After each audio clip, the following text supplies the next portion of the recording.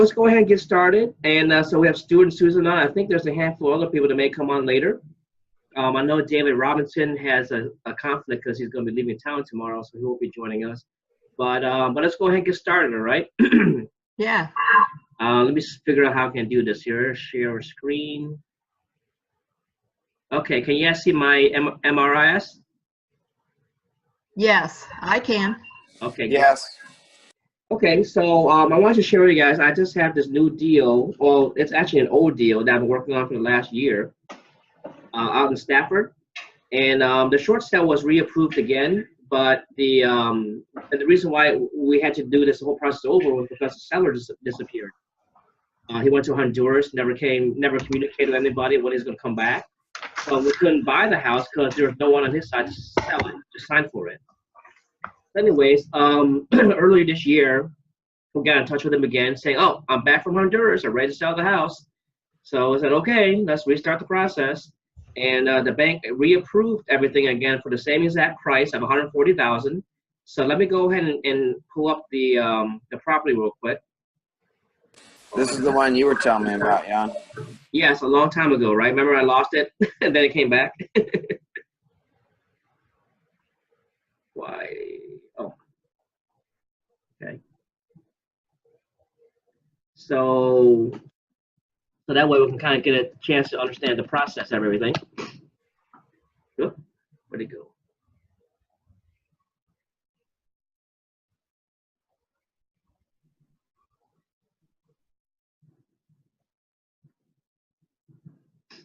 And so after the short sale got approved again, so this is an old listing, so don't mind the numbers. I'll just pull up the tax record so you can see it. Okay, so you see here, he bought the house. His name is Jorge. He bought the house for $360 back in 2006, and we have it approved for $140,000. But the problem is there is a judgment from a medical attorney. So he has unpaid medical bills. There's a judgment against him of $83,000. So my short sale negotiator has been working on a way to negotiate a payoff that's less than that amount. So that way the price will be in a range where we can buy it. We've already tried to work with the lender to see if they can pay for some of that, and they said no. So we're going to have to work with the attorney who's holding the lien for the medical bill to get that less to, down to a price to where we can afford it. Okay, so if they accept, let's say, I don't know, 10, 20,000, which pushes our price up to 150 or 160, then it still may be a deal. Otherwise, it may not be a deal anymore. Okay, so usually after the short sale is approved, a lot of times we pull the title again. You see there's new judgments came out. In this case, the medical attorney's judgment wasn't there before, but now it is. So now we have to deal with it, unfortunately, and see what they can come up with. All right. But the good news is that I ran comps again recently, and the comps have gone up in the last 6 months. So my original ARV was 300,000. Now I'm confident that it will sell for 310 to 325. So even if we have to increase the price by 10 or 20,000, it'll be okay if we did the rehab. All right.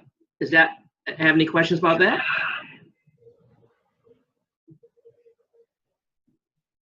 No questions?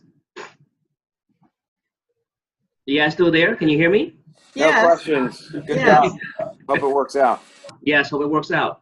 If it works out to a price where it's really well, I may just pass it on to one of our students. I don't know, but let's get everything approved first before I decide that. Okay.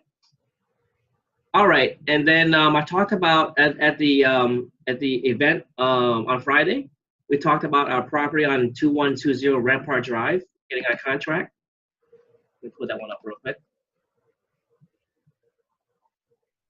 Okay, so do you guys see the new pictures? No, show us. Okay, so here's the pictures.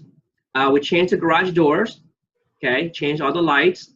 We repainted the door and to match with the shutters, black, and then we put black mulch to contrast with the shutters. Okay, we left the brick as it is because it was fine. Normally, to match the neighbor, I would probably paint it, but the brick, it was in such good condition, there's no need to paint it, so I just left it at that. Did you power wash it, or you didn't have to? We did power wash. We always power wash. Okay. So we power wash the gutters, the siding, the roof, and the brick. Okay, so here's the foyer. If you guys remember the original house, this closet had another portion of the closet way over here on this side. So we took out that closet to make it an open space for them to put a table or some kind of set furniture, because you don't really need two coat closets. Okay. The picture doesn't come out very well here on the flooring, but it is like a slightest gray color to contrast with the wall. Okay, this is the dining room. Okay, so the chair rails and the wainscoting was already here. All we did was repaint it to make it look good again, and these are all new windows, all new fixtures. The glare doesn't make it look very good here with the photographer, but these are all LED lighting. We decided to put it there because this is a higher price range house, and people like that. Okay. This is the powder room. Nothing big there. This is the you guys remember going down the basement, the first basement, not the second one. There's a fireplace here, so these shelves are already there. We repainted it. We repainted the brick because it was in bad shape. We put the black paint inside the fireplace, just for fireplaces, and also repainted the thing that holds all the firewood. Hey, Jan. Yes. You told us when we were there in person. You told us a story about the basement, something about the ceiling height. What happened with that story? That was the house in Falls Church, not this one. So the ceiling height, because it was doesn't comply with Fairfax County Code as a finished basement, we had to make the basement unfinished. You're talking about Marshall Street now. That's correct. The ceiling height problem was the one on Marshall Street. Now, if you refer to another Alexandria project, probably the one on Stirrup Lane, the other one that we looked at that wasn't done yet. Okay, maybe I'm confused. Anyway, I remember Marshall very well. I remember Marshall that, but there was another basement, so it's not this one. It was Stirrup Lane. It was the other one that we looked at that we hadn't buy yet. Yeah, so Okay. that's the one with the ceiling problem. Yes. Okay, wrong house. Okay, no problem. Okay, so this is the stairs going up and down. There's the basement. There's the upper level. Go to the kitchen. So see here, we open up this wall. This is a new LVL over here to make the wall open.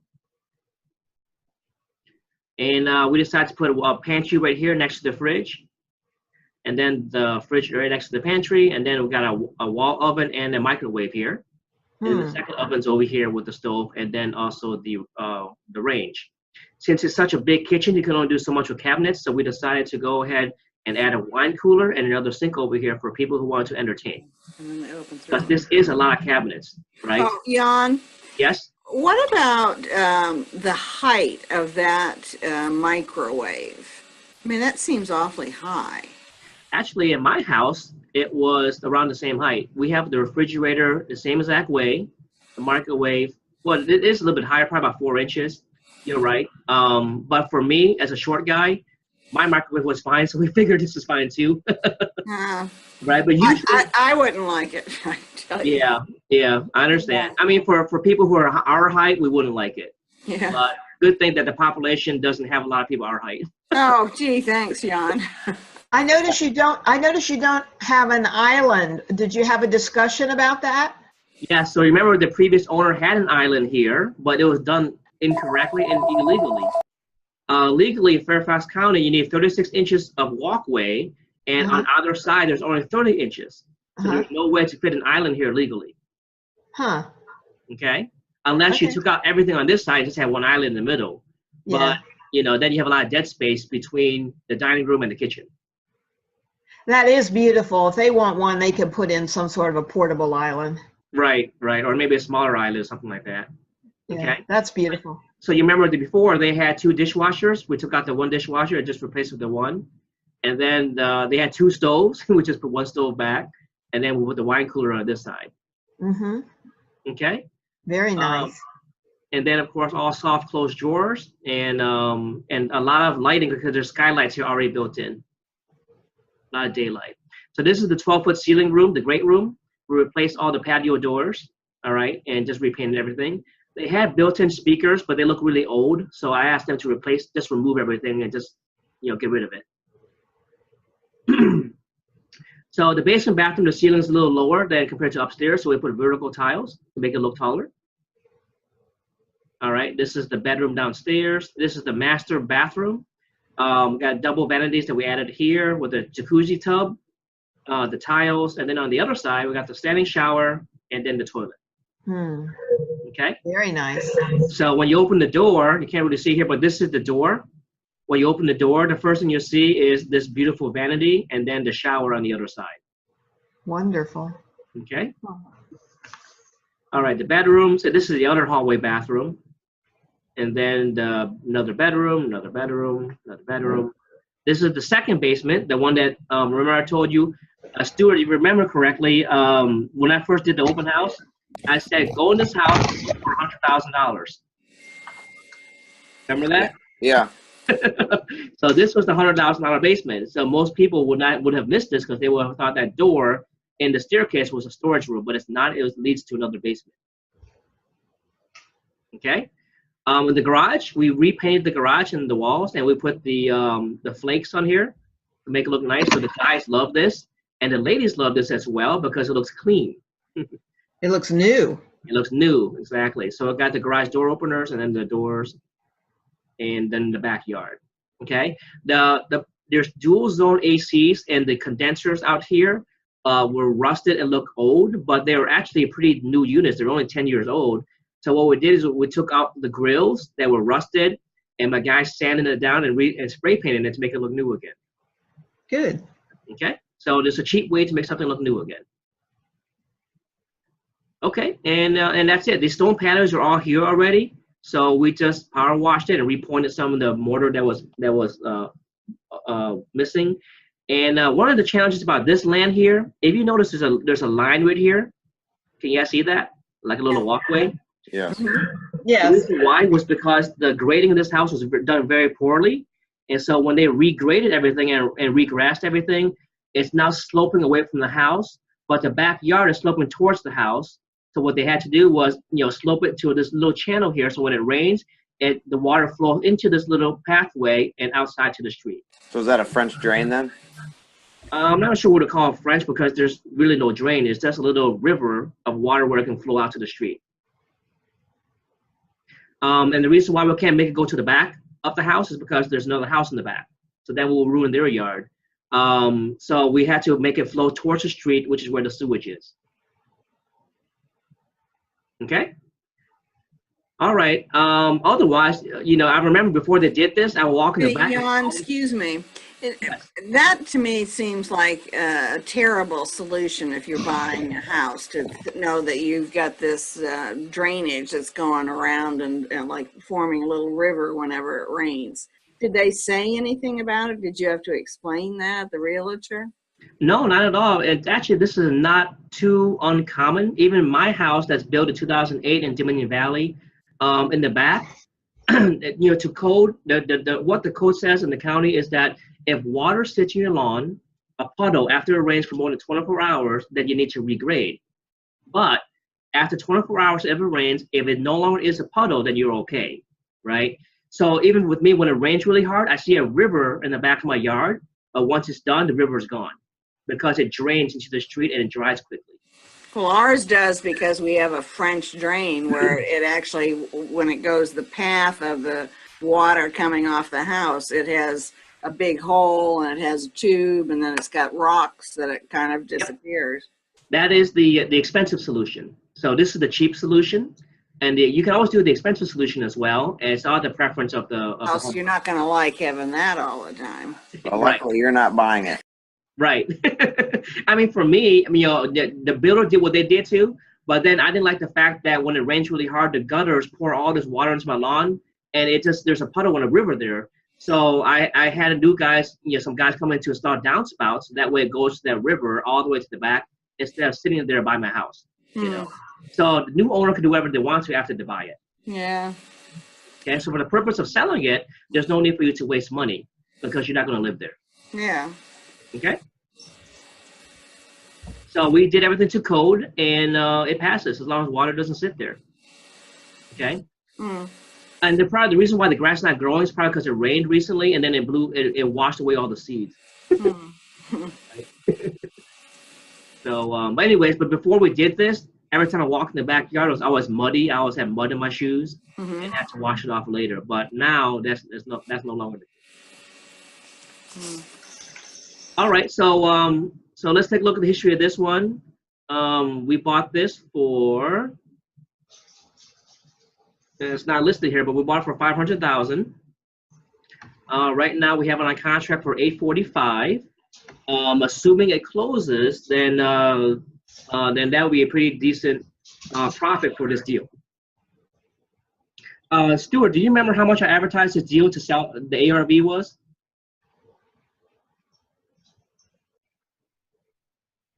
Stuart, you're on mute. It was unmuted and then I muted it. I think about 800. Yes, I did advertise at 800. But I think we did better than expected because of the renovation plan that we decided to change all the kitchen cabinets and everything. The original 800 ARV, I was assuming a very skinny renovation budget to where we would keep some of the cabinets and so forth. So because I decided to replace all the cabinets, we were able to get a little bit more higher. So what was your final rehab cost? So originally I estimated about 100, low hundreds, like between 95 and 105. So my final number is 120. So about 15 grand more. Yeah, that's not bad. It seemed like when we looked at it, it would be impossible to do it that low a price. How did you find this deal? This was through my network. I actually found it on the MLS, and I found that the agent listing it was someone I knew. It was originally listed on the market for 570, and I told him that I think I can get this down to 500. Are you willing to work with me? And I'll give you dual representation, meaning that he'll get the buyer side and also the seller side.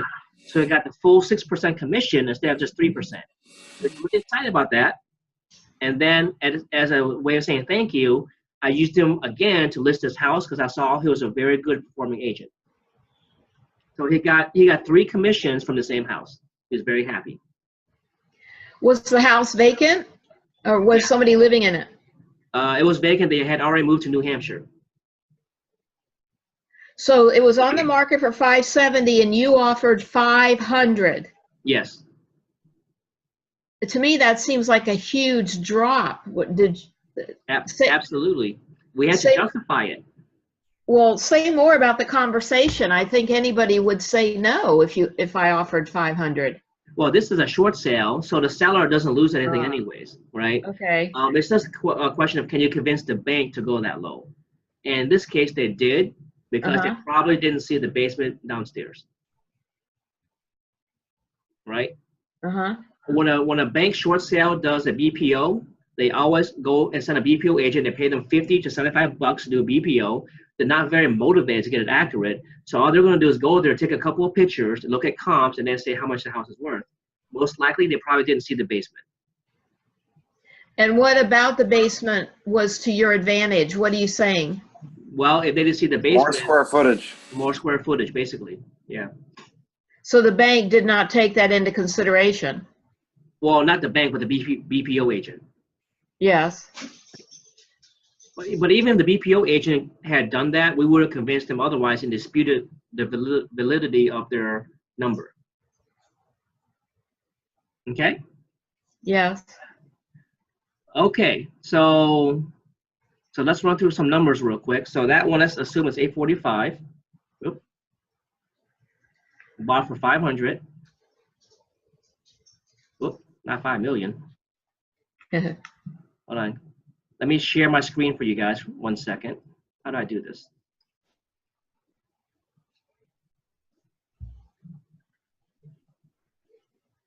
Okay, can you guys see my spreadsheet now? Yes. Yes. Okay, so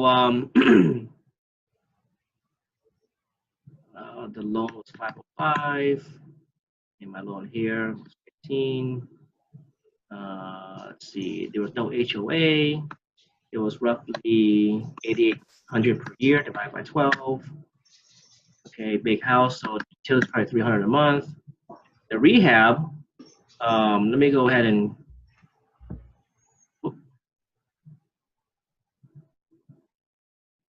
Okay, so let's say 122 is my number. Okay, I offer 2.5% to the buyer because it's a high price. All right. So if this closes, and this we actually held this a little bit longer, so we held it for 8 months, or we'll hold it for 8 months. Let me change this date to September 1st. Okay. See if everything's correct. And I got 1% buyer's credit from the agent as well. So approximate profit by 86,000. Wonderful. Now, assuming if we go and go through home inspection and they want a couple of things done, let's say they want about $2,000 or $3,000 worth of stuff, I don't mind doing that because the profit's decent, right? Okay. All right. So let's move on to you guys real quick on how things are going for you. How are things looking for you on looking for a deal? Is there any deal you're looking at right now that needs a second opinion on analysis, looking for ARV and so forth, or anything like that? Stuart, you want to kick us off? Nothing at this time. Okay, what can we do to get out of nothing into something? Actually start doing something. Okay, so when can we start doing something together besides drinking?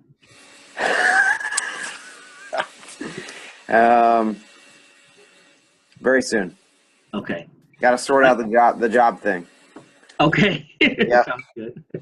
Okay. How Believe about me, you? my mom is cracking the whip on me. Okay. So, very soon. Very soon. Okay. All right. All right. How about you, Susan? I did a mailing. Well, first of all, I bought a mail list of 8,000 names from AccuData. And the reason I worked with them is they seemed reliable and respectable, and they work with Vistaprint. So my point is I bought 8,000 names, which came from two sources, so to speak. One is 444. Well, first of all, I picked 6 zip codes right here in my backyard that I'm going to work. Okay. What I mean is I picked a territory. Okay. Anyway, I was all over the map. I didn't know what to do about geography. So as long as I'm going to keep a day job, which is at least all this year and maybe into next year, I want to be able to meet people morning, lunchtime, or evening, and weekends. So it needs to be convenient, meaning I couldn't handle a house down at Mount Vernon and go hauling out there to meet somebody. Okay. So I picked six zip codes, which is only Reston, Sterling, Herndon. Okay.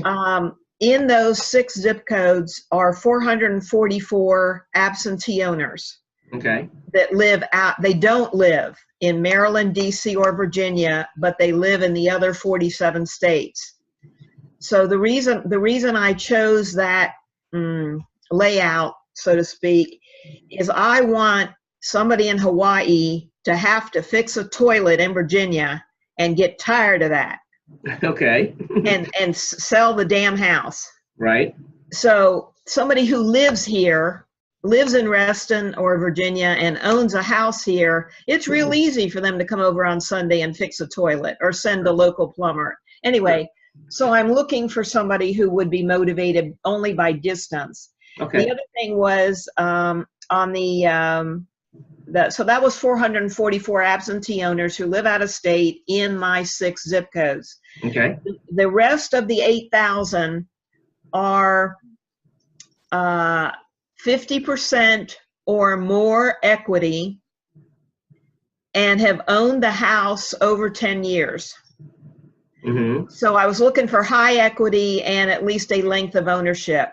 And anyway, so the other 7,500 names in 6 zip codes fit that criteria. Okay. So I did my first mailing. I do want to meet with you, but I have I figured out a schedule of mailing around 1,000 a week for 8 weeks. Okay. And the first mailing went out last Thursday. Okay. How Vistaprint works is they actually print it and it's physically mailed from Massachusetts. Okay. It doesn't have a Massachusetts post stamp on it, but it physically comes from Massachusetts on Thursday. That means it won't even start hitting till tonight at the earliest. People might come home locally and the people in Hawaii and out west, they won't get their postcard till later this week. Okay, so you're call, mailing to the owners, right? yes. All different owners. Okay, and then Yes. on your postcard, what is the message that will make them want to call? Two things, or two offers of a kind.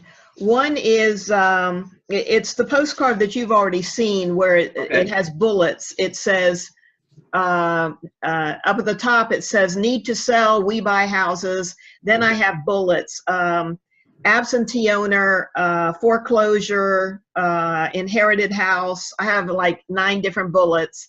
So I'm trying to cover the market for all the reasons somebody might be motivated. Okay. Then down at the bottom, it says, do you know somebody who needs this card? Give them the card and tell us about it, and we'll pay $1,000 finder, up to $1,000 finder fee for a property scout. Right. So my point is, on the front of the card, the message is, do you need to sell? We buy houses, the bullets for motivation. Then at the bottom, it says, do you know somebody who needs this card? So I'm encouraging them, if they don't want to sell, maybe they know somebody who wants to sell. Right. So Okay. on the front of the card, an offer is, do you know somebody?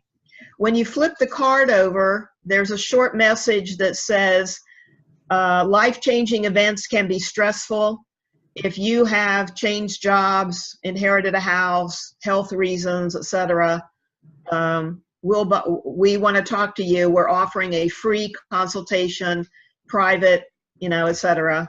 So the back of the postcard offers a consultation, and the front of the postcard offers a bounty fee, property scout. Okay. So the first batch went out. The absentee owners that are far away have yet to get theirs. Maybe I need to start tracking. 1,000 went out. How many calls came in? How many people did I meet, etc.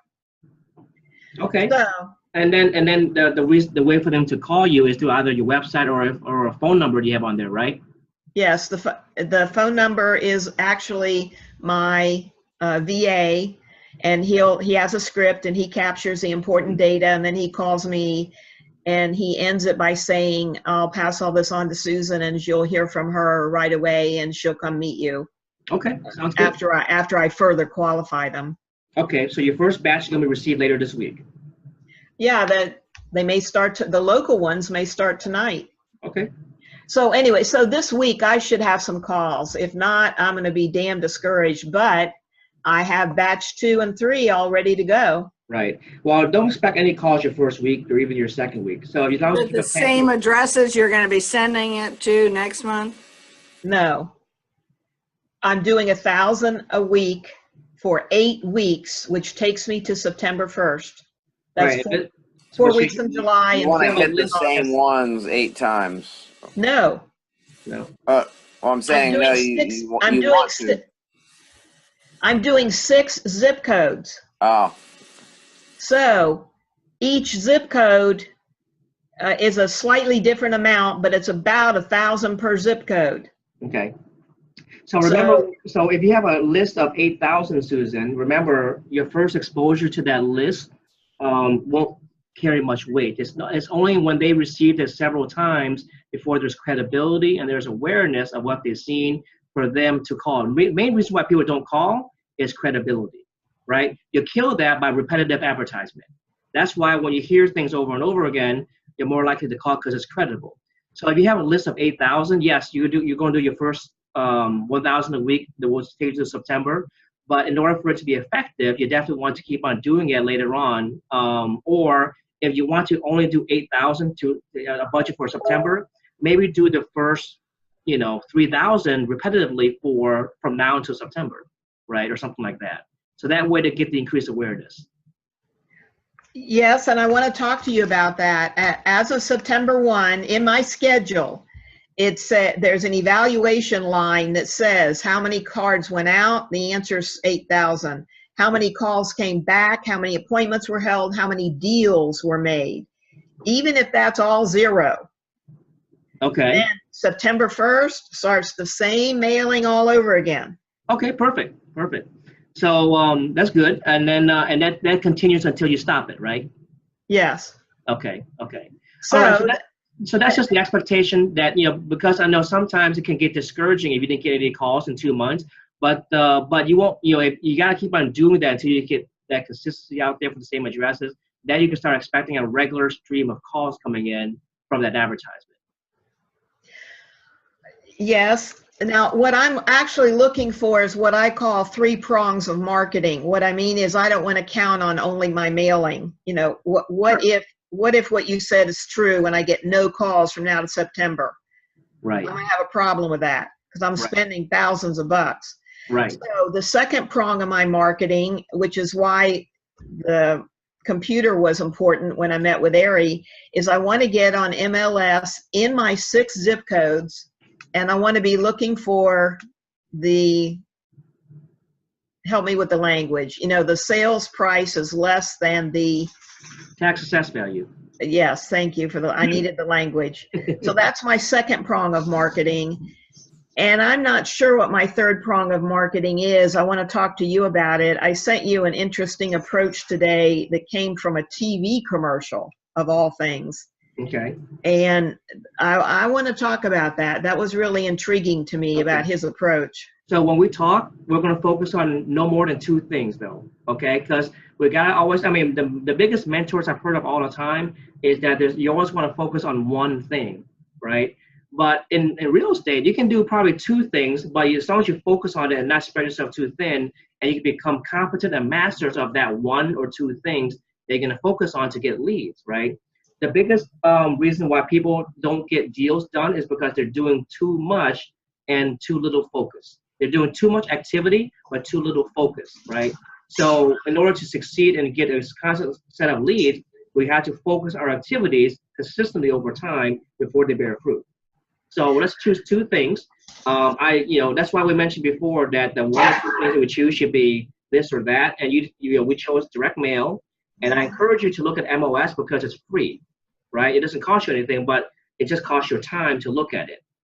Right. Well, today, I want to talk to you more about particularly the foreclosure deal, the one you bought for $500K. I was on Trulia today, and I was looking for my 6 zip codes, and I saw a foreclosure in Herndon that was listed in the 500s, and it said foreclosure. So to me, that means the bank already owns it. Correct. So I want to learn from you that conversation you had with the agent. A trustee company was holding the foreclosure. Okay, so the on Rampart, it wasn't a foreclosure, it was a short sale. So a little different, okay? So there was no trustee, there was no bank yes, there's a bank, but it was for a short sale. They were not the owners yet, right? So when they want to go to foreclosure, the bank is going to invest money in the property to get it move-in ready because they're able to now, okay? If they're more motivated, like in 2009, 2010, that's a different story. But foreclosures, generally, even auctions from foreclosed properties are generally not as good as a deal today as compared to 5 or 6 years ago. So that's why I rarely look at foreclosed properties now. I only look at short sales or for sale by owner or probate or something that's creating some kind of motivation from the seller who actually owns the property. Okay, and I'm writing notes. So what I just wrote down is don't look at foreclosures because the bank already owns it. Right. Looking for the short sale because you said that the bank would invest in a short sale to get rid of it. Correct. Well, in other words, if it's a short sale, they technically don't own it yet, so they can't rehabilitate the house themselves, right? Okay. But when they foreclose on it, they've taken title. They now are the new owners. They can do anything they want with the house, which is why they put up money to change the carpet, to repaint it, to fix problems, to make it move-in ready, right? They wouldn't do it like us, but they would do something to make it move at least livable, right?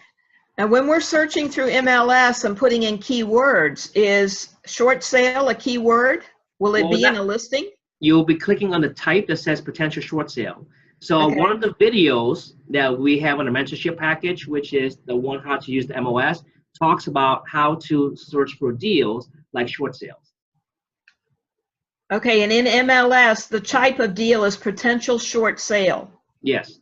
Okay. Okay. All right. So let me give you an example real quick. Let me share with you back on the MOS real quick. Okay. All right, can you guys see my MOS? Not yet. Now, yes. Okay. So here's the main screen when you come in. You see here transaction type. Right. It says standard, potential short sale, foreclosure, REO.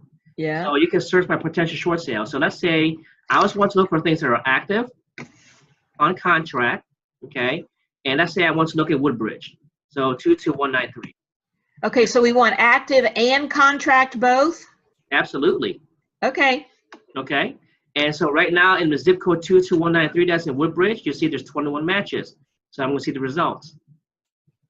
Okay. So I'm going to see here active. Did you mean to click coming soon as well? I can. No, you did. I did. Oh, you're right. Thank you. Okay. So now you have, do you see the status is active or on contract? Okay. So the first four are active, which means they don't have a contract yet. But I can skim it real quick to see why. So this one right now is on the market for 217 days. That's called a clue. Something's wrong with it. I'm going to take a look real quick. Okay. So here's a townhouse listed for 180, no basement, 1,260 square feet. I'm going to scroll down and take a look at the tax assessed value. It's 190, and the asking price is only 180. So that's curious on why there's no contract yet. And let me read the remarks here. It says here, back on the market. Buyer's financial fell through, pending release. Meaning that this is a great opportunity for an investor to come in to make an offer at the right price. That's cash. So this agent is probably already burnt out with dealing with buyers who can't perform on financing. Okay, they're probably realizing that they cannot get a mortgage because the house is in bad shape. Maybe there's mold or some kind of problem where they cannot get a mortgage. So now they're very motivated to get a cash offer. Take a look at the history. The original price here was 205. Okay, if I take a look real quick at this property, knowing this neighborhood, let me go look at the neighbors real quick. Okay, can you guys still see my screen? Yes. Okay, so you see here, some of this is a rental market. This is a rental, but this one's on contract for 215. This one's on contract for 251, and so forth. So just running the numbers here, I can see that this is probably going to sell between 225 to 250 if there's a basement. I really have to do my research here to see if there's really a basement or not. So I'm going to do more research here. Okay, I'm going to take a look at that property. I'm going to put it on the map. Let me copy the address. And by the way, Susan. Yeah. The third video in our mentoring package talks about how to use MOS just like the way I'm using right now. Okay, I'll put the address on the map here. Whoop. I have two keyboards here. I keep on typing the wrong keyboard.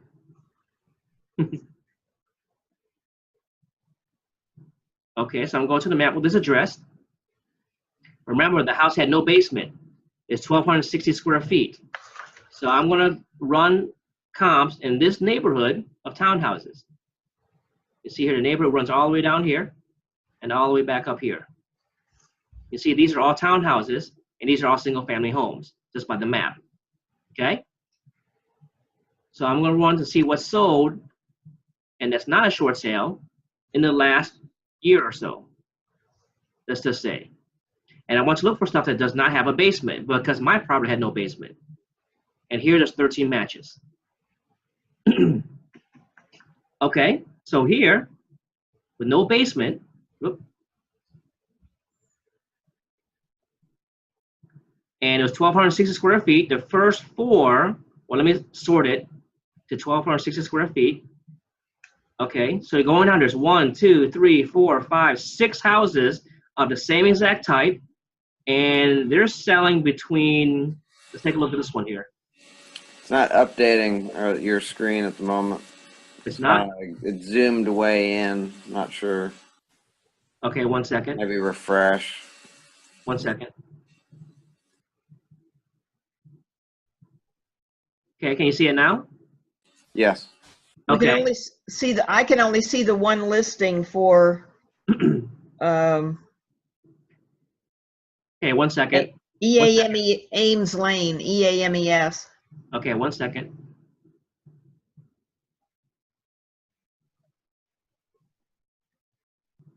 Yeah, we can see it. It's correct. You clicked on one of them before. Okay. When you were talking before, you were on the list, but we couldn't see the list. So Oh, you can see the list. Okay, can you see the list now? Yes. Okay, so going through the list here, okay, see 1,260 square feet. Okay, these are the properties I want to look at. Some are on contract, and our subject property is the one here that's listed for 180,000. But these are the ones that I want to look at, the ones that sold. Okay, so this one sold, and let's see how much it sold for. It sold for 242 less 7,500, so the net price is probably 235, and it sold just last month. Okay, this also does not have a basement, and let's take a look at the picture to see what condition it's in. So it looks like it's pretty in decent condition. It looks like it was newly renovated, maybe not by an investor, but by the homeowner. Okay, and then we'll take a look at the history of this property, the comp. And I can see here nothing because it hasn't updated yet. Okay, so it looks like this renovation was done by a homeowner. I'm confident that the ARV is roughly about 235, 250 or so with no basement. Okay, so with knowing that, and with knowing the fact that this is built in 1983, let me run my spreadsheet for you guys real quick. So let's say 235 is the number. Okay, can you guys see my spreadsheet? Yes. Okay, and the house was 1,260 square feet, right? Okay, so going down here, make sure my numbers are correct. Simple rehab, all right, is roughly 40,000, but let me go ahead and add a little bit more for risk. So about $40,000. Okay, my agent commissions for selling the house, and then my loan is going to be 65% of ARV, so that's going to be roughly about 140. No, more than that, 155. More than that, 150. Okay, so let's say 150, okay? And purchase price, right now they're asking 180, right? And if you're using Kurt to make the offer, he'll give you back 1.5% most likely. Okay, so right now at 180, we're gonna take a loss. So in order to make it work, we're probably gonna have to buy at 125. Whoop. Maybe 115 or so. Okay, so this house here, assuming everything's correct, I would probably buy this house for 115, 120. 120 at most. Okay, so you guys, so I don't mind being yellow here because the price range is lower. If the house was in the 800s, I definitely want to be in the green range because of risk. All right, so does everyone see how I did that? Yes. So you can, you know, even though it's listed for 180 right now, okay, this listing here, you can contact the agent, right? Here's the phone number, and then here's the email addresses by clicking here, Kevin Dong, that's a Vietnamese name, by the way. Okay, and let them know My that. mom said, should we give him your name? I don't know, some Vietnamese people don't like Vietnamese people, I don't know. We'll use Smith as our last. There you go. But that's the reason why he called himself Kevin and not Jan. So anyways, you can, you know, contact him and say, hey, you know, I'm an investor, I'm part of a team that's done hundreds of deals, and I see that your house is pending release, and I'm willing to give you a cash offer that will close 2 weeks after short sale approval for this number. Would you be willing to take the offer? And then just work at that. So let them know that, you know, the biggest thing you want to sell is giving the value proposition and saying, I will close fast. I will pay all cash. There's no doubt that financing will fall through, and he's already been burnt out by the financing of the previous buyer rate. So now the fact that you're paying cash is going to catch his attention. Okay, does that make sense? Yes. Okay, Susan, does that make sense? It makes sense. Could I do what you did on my own? No, I would be lost. Okay, well, that's why the videos, remember, the templates that I already created, right? And once you get access to MOS, once that's fixed, you can do all this on your own time, and you can submit 10 offers per week. And you keep on doing that, and that's all free. It doesn't cost you any marketing dollars. And you keep on doing that, and eventually you're going to get one. But the biggest benefit from doing this process is the fact that you're going to learn how to look for comps. You're going to learn how to use the MOS. You're going to learn how to use a deal analysis spreadsheet, and you're going to learn how to deal with real estate agents and getting them on your side. So that way, eventually, when you do a deal with them, they'll want to work with you again because of the rapport and because of the credibility and the fact that you are no hassle. You will always close with cash. And I want to learn that. So when you say submit up to 10 offers a week, whose guideline is that? Well, that's what I did before, and you can also. Submit as many as you want. Yeah, you spend as Or many as many as you can. Start with 3 a week. Stuart, I remember you did how many per week? I don't know. It was about 50 in a 6-week period or something like that. Okay, so average, let's say average about 10 a week, right? And he was very close in getting one in Burke. And we were negotiating back and forth. And the reason why he didn't get that one was because the seller was so burnt out that he didn't want to deal with it anymore. He wanted to let it foreclose, even though there was a good chance for us to make it work for him. If I remember correctly. Is that right, Stuart? Yeah, that's correct. Okay. So, but the biggest thing that Stuart got out of that process is that he learned contracts. He learned how to use the MOS. He learned how to network and work with agents, and that's a skill that you're going to need if you're going to be successful in wholesaling or rehabbing. Jan, the thing that's probably, I think, getting close to something, close to a deal, reaches, okay, we're going to sign a contract for it, and then where are we going to come up with the money? Right. So and how to do that quickly in that short process. Absolutely. That's why I tell our students all the time, don't worry about the money. The main reason why people don't do offers or deals because they worry too much about money. So get something ratified first. Get something short sale approved first. That's why we have the 5-day contingency on our contracts. Within the 5 days of after short sale approval, you can do 2 things. Number 1, verify your renovation numbers. And number 2, raise the money. If the contractor number is way off from your estimates, then you can easily back out. If it's in the ballpark, right, and you cannot raise the money, call me and we'll figure it out. If the deal is good, we will find the money together as a team, okay? If the deal is not good, I'll tell you why and why you should back out, or renegotiate with the seller or the bank based on new facts, right? So even though the numbers may not work after it's been ratified, it doesn't mean the deal is dead. There's so many times where I went back to the seller and renegotiated based on new facts on why they should drop the price. I can name multiple examples of how that happened. So it's never dead until it's completely dead.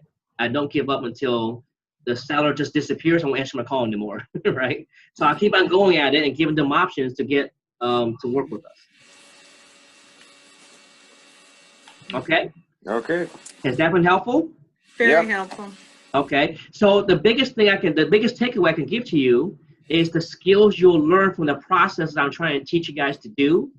And once you get those skills, now having the proper mindset to follow through until you succeed. Yeah. Okay? Mm-hmm. All righty. All right. By the way, I want to share you a quick story. I met with a prospective student this morning who has not taken a boot camp yet. And he wants to be part of our mentoring. And his background is in ministry, but he goes and ministers to inmates of local jails to try to reach them to give them a second chance when they come out of jail, right? Great guy, and he was very analytical, green color type. So I gave him all the facts of what we do and talked to him in what he understood, which were biblical sense, okay? So you may or may not believe in the Bible, you may or may not be Christian or whatever, but every religion has relevant things that applies in life and business. And I share with them, say, well, you know, if you really like a program, you're going to love this because what we do is very similar to the parable of the ambitious sower in the Bible. And I forgot what book it is. I think it's in the book of Luke or something. But, you know, since he's spiritual, since he's a pastor as well, when I cited those things, he got really intrigued on how all those things apply in business. And it's all, success is all the same no matter how you apply it. He's planting seeds to inmates, and whether or not they choose to accept the faith and spirit or not is up to them, but all he's doing is planting the seed. Same thing with us. We're planting the seed out there. The question is who will accept the seed and who will not. But we will never know when the seed's going to land on good ground until we plant enough of it, right? So that's why Susan 10 offers per week may not bear 10 deals per week, but it's planting 10 seeds every single week, but not every seed will sprout. And you may have to plant 100 seeds before you get one, but you'll never get that one until you plant the 100, right? And that has to do with offers. Now, when it comes to direct mail, that's a totally different ratio. It has to do with thousands of mailers consistently over time in a very systematic way of marketing before you get a lead that may lead to a deal. Okay? All right, so very good. So this has been recorded. What I'm going to do is I'm going to upload it to YouTube so you guys can use it as reference down the road if you choose to. So that way we post it later on this week, and also for those who could not attend tonight as well. So so Susan, I'll follow with you a little later on meeting 101. Stuart, when you're ready, let me know. We'll meet again. Try and get you look at your marketing technique again. Okay. On the right stuff, and we'll go from there. All right. All right. Yeah. Welcome back. Thank you. I appreciate it. It's good to be back. Okay. Good to see you. All right. Take care. Okay. Bye. Bye-bye. Bye bye. Good night. Good night. She looks